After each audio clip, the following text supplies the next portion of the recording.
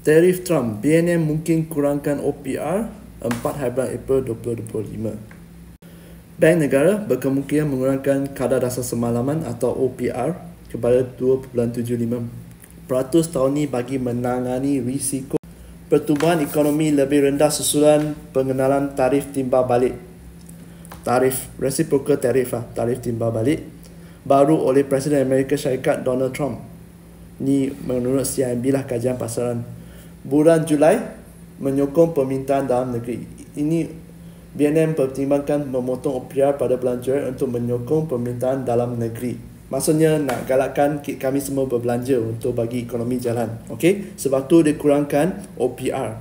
Sebab bila kurangkan OPR, anda semua tahu kan, loan semua jadi murah. Loan lebih rendah dan galakkan orang berbelanja. Sebab kalau OPR dah tinggi, banyak yang gaji anda atau pendapatan kita semua bayar loan saja, tak cukup untuk berbelanja. Ekonomi tak boleh pusing.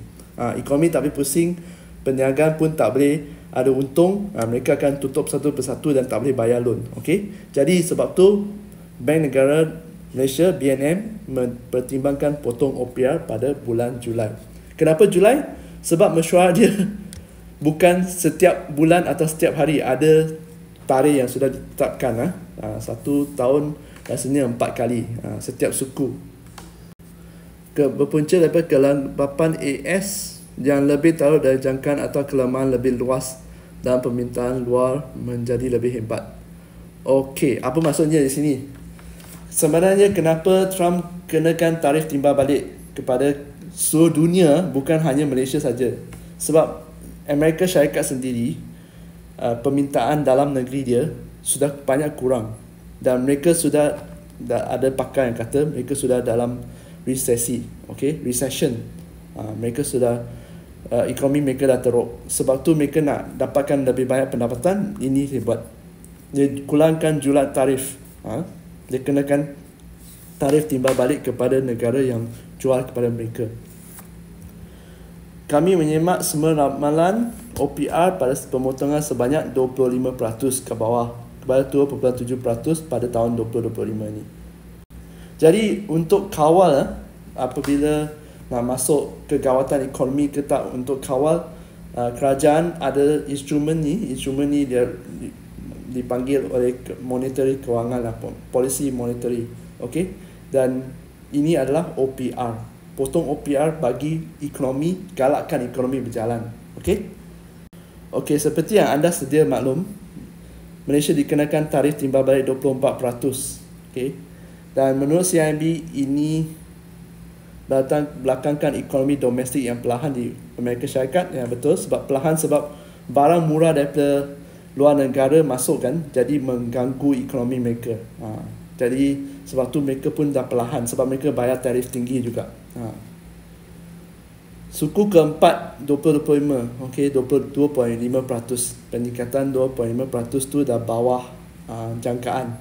Kesan penggantian dan hakisan permintaan memberikan kejutan peringkat pertama kepada ekonomi berorientasikan ekspor termasuk Malaysia dan Thailand.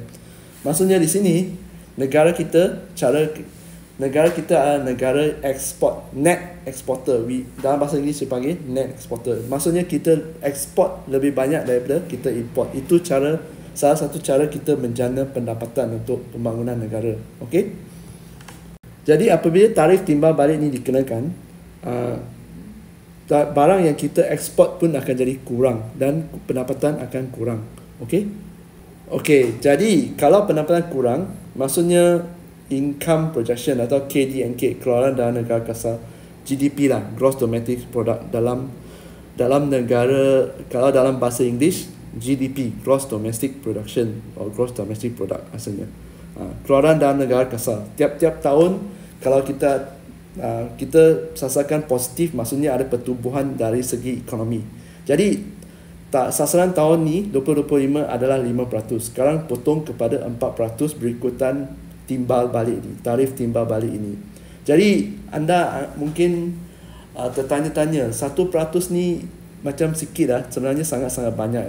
Dalam berbilion tau, bukan dalam berjuta atau bilion.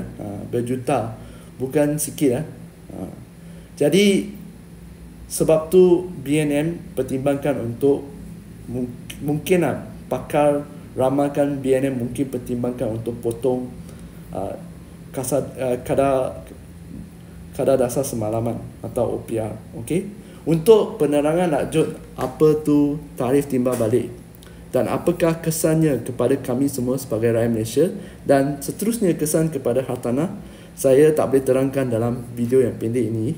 Tapi saya akan buat video dan video akan lebih panjang akan menyusul di platform lagi satu. Okey, nak tahu platform lagi satu kat mana? Tengok bio. Bye bye.